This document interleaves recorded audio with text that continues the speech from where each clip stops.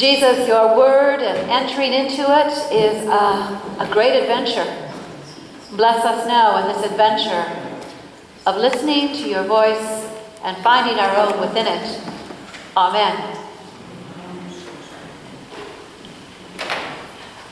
Before I begin, there was someone I wanted to also welcome as a guest, but not really a guest again. I hope that he thinks of this as his home.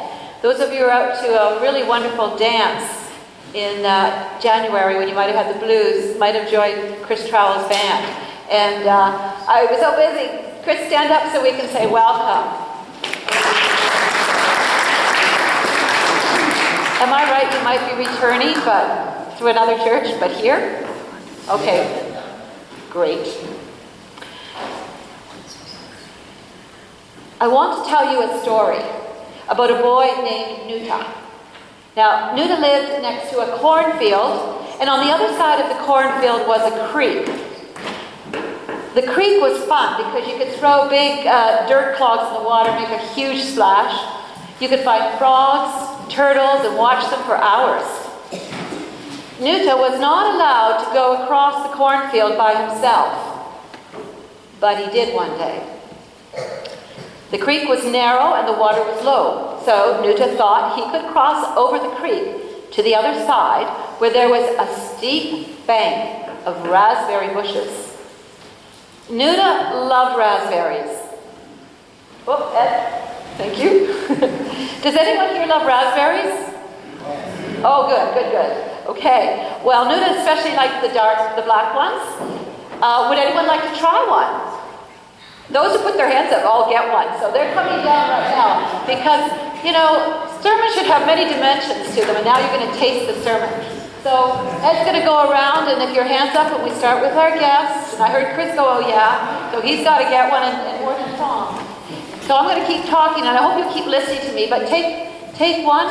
And they're also in the middle in the little, they're presented, they've all been washed, and they're all separately, individually. Okay. Now, would you cross the creek to get some of these raspberries? Those have tasted them. Would you cross the creek? Maybe to get those? Yeah, okay. Well, Nuta found a place where there were rocks in the water sticking up so he could walk across. And it was a perfect path for him to follow to the steep bank with the raspberry bushes. When he got across, he found lots of delicious ripe raspberries on the bushes, and he ate, and he ate, and he ate, and he filled every pocket he had with them for later.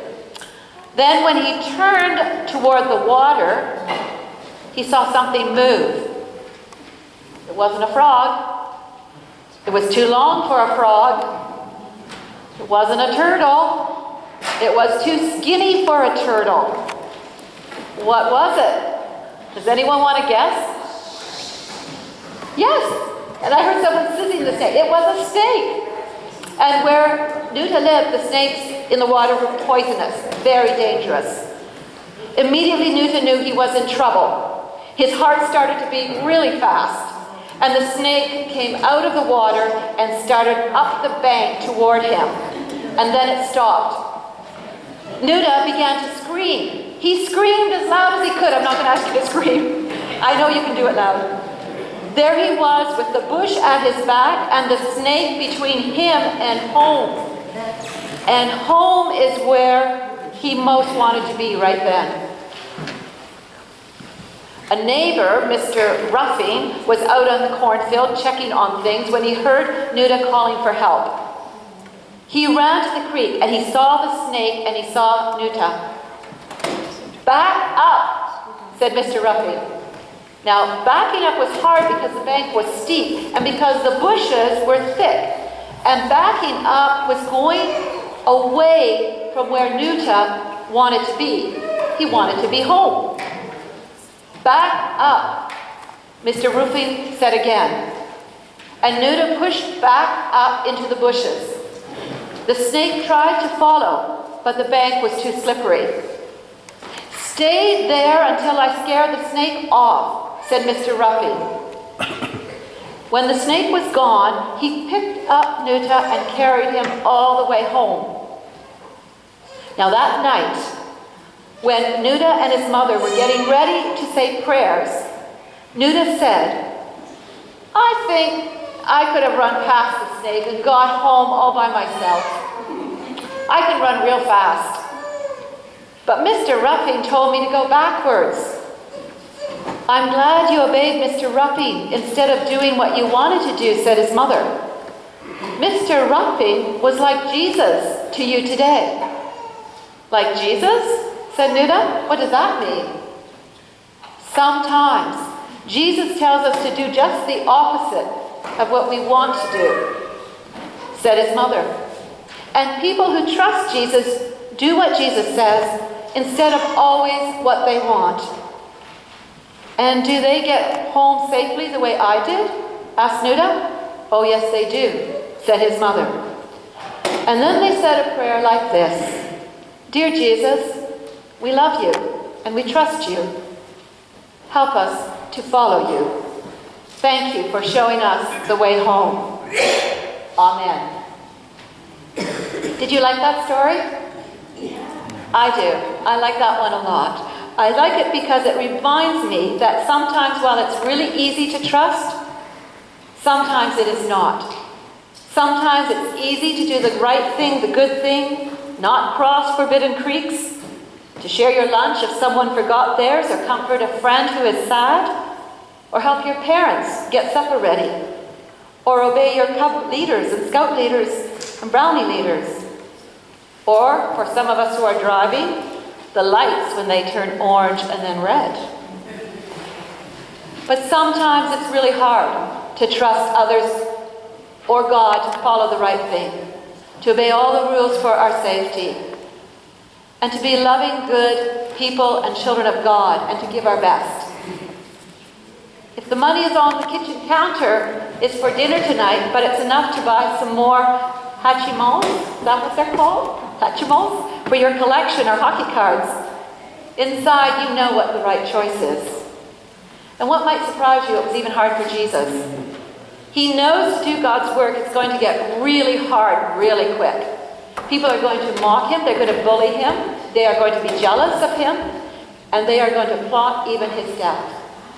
But no suffering, no bullies, no temptation will stop Jesus loving God and loving us and following the path before him that will take him ultimately home, and also make possible for us a home in this life and forever beyond this life. His friends want him to avoid all suffering and take a different path that looks much better and bring Jesus more success and popularity. It's nice to be popular and it's nice to be successful. Peter says, Jesus, let's lock this thing down. I have a great plan. If you lead the Hebrew people in a revolution and overthrow the oppressive, unjust Roman government, you will be a superstar, Olympic-sized hero. In other words, Jesus, there's another way to go. A way of glory, not the cross. And the way of glory is going to bring liberation and power, not rejection and suffering, as the way of the cross. What if Peter was right? And Jesus considered it for a moment. But then he said, Peter, you were the rock and now you're a stumbling block. Because you got the voice of God confused with your own voice. So Jesus says, like we have to sometimes, no, I cannot follow the crowds. I have to follow the plan God puts in my heart to follow. In fact, Jesus was pretty stern with his friends. You might even say angry that they don't get it. It's not about the atheist path, the choices that make us popular. It's about being true to what you know inside is for you to be and do. And that's why Jesus says, who do people say that I am? Do you know who I am, who I really am? And he's kind of saying to his friends, I don't think you do, or you wouldn't push me to do something I'm not born to do. And I know that sometimes our friends mean well, and they push us to do things we know are not right for us. We all try our different paths and we make mistakes. If we lie or steal or are mean, these paths are all eventually dead ends, and they don't lead to a bright future, and they don't take us home. Jesus is hoping we will get it, that our path is uniquely our own, and we shape it with God who guides us. We'll take advice, but in the end, we are all accountable to God for the choices we make. And Jesus is letting them know that he's going to give his very best to them and God and accomplish the work God has for his life and follow God. And that was to make people whole and well and healthy and heal their hurts inside and out and help them get it through their thick heads that they are loved, they are forgiven, their mistakes, they are beautiful, they are talented and wonderful. And he hoped they would support others realizing the same. So we all have great adventures before us. So let's make choices that makes this world better and ourselves in making it better, happier. Now, as we know, this is Robert Baden Powell Day. He was born in 1857 on February 22nd, and Lady Olive Powell. They wanted children and youth all over the world to know the things that Jesus just wanted to say to us as well. And so they started the Scouting and Guide movement many years ago. You may know, or not, that Robert's older brothers taught him to boat, camp, and cook. And at school he would sneak out in the woods when he was supposed to be in his studies. And he would make tiny campfires so he wouldn't be caught. Later, he was an officer in the Boer War, and his skills in leading that small detachment of mountain men was enhanced by all the knowledge he had of the woods. He later organized the boys in the town as messengers, a cadet corps, and in this assignment was born, came the vision and dream of the Boy Scout movement. And likewise, his wife Olive, who was 22 years younger than him, by the way. She was 23 and he was 55 when they married. And in that day, that was a little bit of a scandal. But they were good people. And their marriage, they were committed to each other till death did them part. And Olive served in the World War I, and she founded the Girl Guides movement. Did you know how many countries she visited in her lifetime? 111. And it was vitally important to her that girls and women better this world. And it's what made Sarah and Abraham in our first Bible reading decide to trust God and follow God to a new land when they were very comfortable in their homeland. It was scary to have to move and to leave friends and family, but because they trusted God, they did, and they were blessed with a new homeland, a child, and a whole nation. It involved change, and change can be fun and scary, but it's worth it.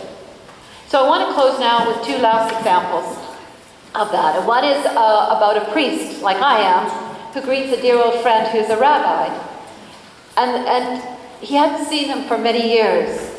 And the priest says, "Why, you haven't changed a bit since the last time I saw you." And the old rabbi looked over his glasses and says, "That's an insult. There are many ideas within me that have grown since you last saw me." Well, the minister explained, "I mean, you look the same." The old rabbi said, "My good friend, that still is an insult.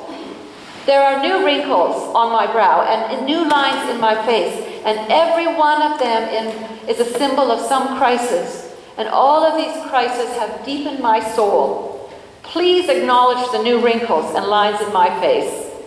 Please don't tell me I haven't changed. Thank you." So I want to close by celebrating as well the wonderful example we have in our Canadian Olympic athletes. How many have watched the Winter Olympics? Yeah. Well, behind their victories and their losses are people who have strong convictions about giving their best to the path they believe is for them. Yet what we sometimes don't see, and this was strong for the Baden Powells as well, is that the little things that they choose matter as much as the big things. Like being the superheroes they are in athletics is their excellence. But sometimes the little things they're doing in their lives have incredibly profound influence, perhaps in God's eyes, equally greater. Now, some of you cheered on Tuesday when the Winter Olympics Canadian figure skating was going on, and we won the gold medal. Megan Duhamel, she won it for Canada. That makes her special. You could think she could just now relax and take a big long break. What you didn't know, or we didn't know until it was picked up by the media, is that she is also dedicated to rescuing dogs in countries where they are sold for meat.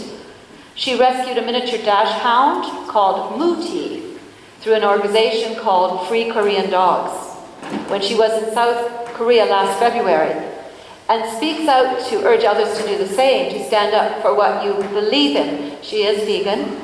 She rescued and adopted a second dog performing in the Olympics last week. And she's having the dog sent back personally to Canada to find a new home. So I end by just saying it will always be God's plan that we all get home. And in our life there are creeks to cross and avoid, as Nuta learned. It will be a high adventure, this life of ours, because Jesus will lead us to know ourselves and find our path and capacity to trust his voice as we follow. Amen.